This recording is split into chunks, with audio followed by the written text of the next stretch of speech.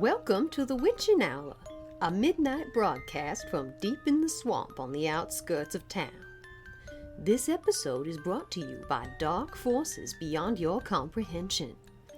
Do not attempt to comprehend. Will Washburn, the man who fell into the wishing well, insists he is well and does not wish for help. Apparently, he has collected all the coins of past wishes and sorted them into little piles around his narrow lair. We asked him about his sorting system. He said, each coin corresponds to a wish. This pile over here is all the wishes that will not be granted at this time. This neat little stack contains the wishes that have been reviewed and will be implemented this quarter. This pile over here contains the coins that I personally found interesting. This shekel covered in Paleo-Hebrew script, for instance. Alistair Bucket was laid to rest for the third time this Tuesday. A pillar of our community, Bucket routinely summoned undead hordes to do his bidding and the bidding of his friends and family. He will be sorely missed. If anyone sees him wandering about, simply shove him back into his grave and fill the hole using the concrete mixer provided. A local woman claims to have been eating the same stew for the past 53 years. Agatha Putty inherited the stew from her mother, who had spent decades supplementing the stew with goat meat and assorted root vegetables she found growing in the abandoned Volkswagen behind her house. We spoke to Agatha earlier today. Good midnight, Miss Putty. Good midnight, my dear. Are you going to finish those collard greens? I have been nibbling on them occasionally throughout the day, but you are welcome to try some. The stew must be fed. Miss Putty, may I call you Agatha? Please do. Miss Putty was my mother's name. The stew is named after her, of course. Miss Putty's Immortal Stew, established 1972. That is quite the legacy. It is a gift. Mother entrusted it to me. Me and mine shall never starve so long as the stew is fed. Has the stew changed much these past 53 years? The stew evolves. When I was a little girl, I ate nothing but porridge until Mother found the corn and mushrooms. It became a chowder, a bisque, chilled squash puree. Through the decades, it has taken many forms. I cannot think of a single meal it has not become that could be eaten with a spoon, or sipped from a bowl, or a comically large mug. May I see the stew? Certainly. It is beautiful. You may feed upon the stew if you wish. But first, you must feed the stew. What should I feed it? The stew is indiscriminate in that regard. It has never refused an offering, no matter how strange, unpalatable, or seemingly inedible. What is the strangest thing you have ever fed the stew? My uncle. Huh? He was the strangest man I ever knew. What was so strange about him? He licked every doorknob he ever encountered. Kept a list. How many doorknobs did he lick during his life? 4.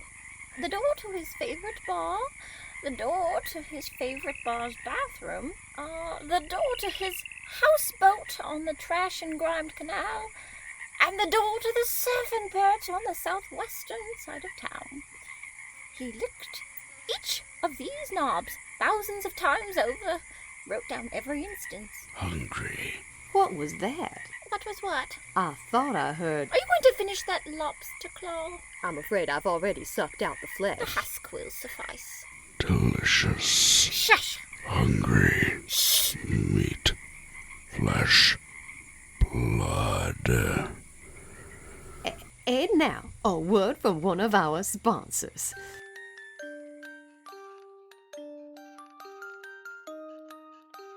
Join the Don't Stir the Cauldron initiative.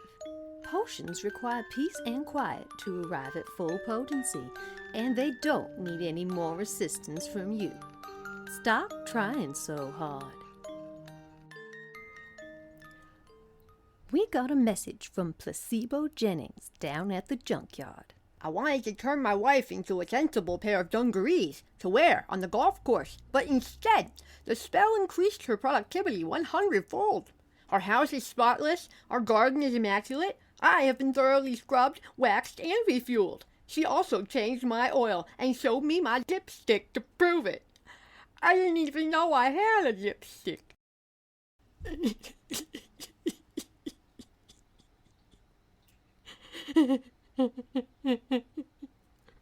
What am I?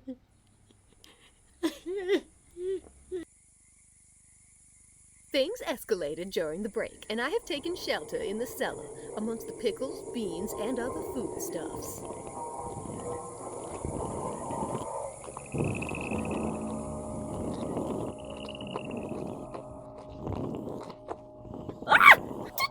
You are in violation of the pact! Hunger is the only pact I recognize. Get back in the pot, Stuart! I am your master, and you will obey! Your mother never dared to deny me. My mother was weak! And she tasted weak. Weak to the marrow of her bones.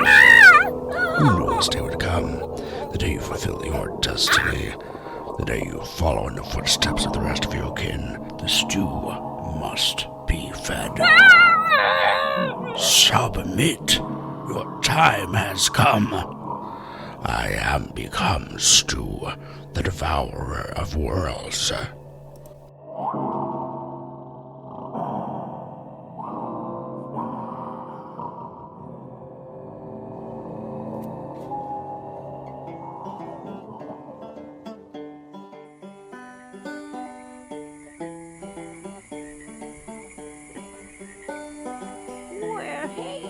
Ma'am.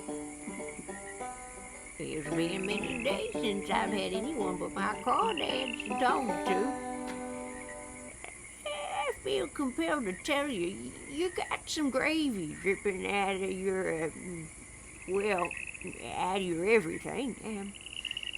I don't suppose it's worth cleaning up at this point. Something's going on here.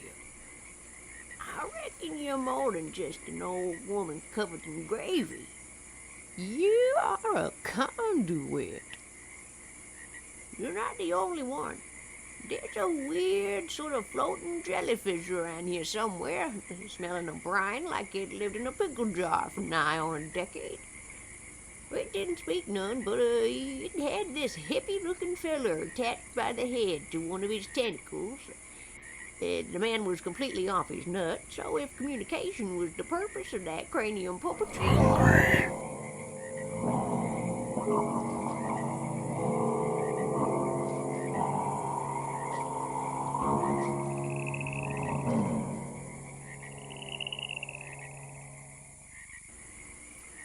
Well, okay then.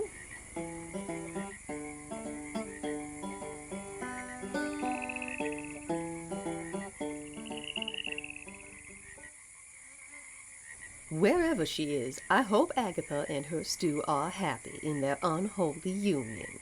They do owe me a great deal for the damages sustained by the eastern wall of my shack when they made their exit into the night.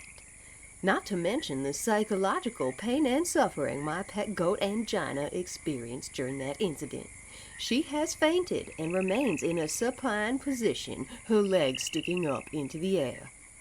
In other news, Plucky the naked rooster is offering 2 prophecies for the price of 1. He can be found at the bus stop during regular business hours.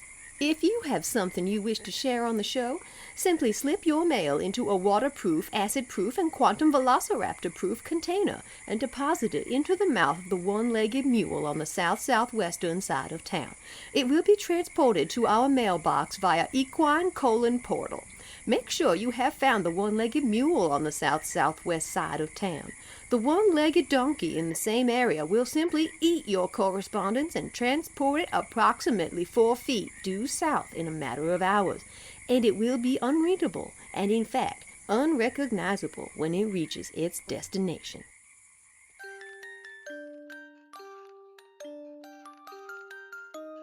The Witching Hour was written and edited by Hannah Kubiak and featured the vocal talents of Haley Ebinal and Aaron Brown. The theme music was Lullaby by Kim Lightyear.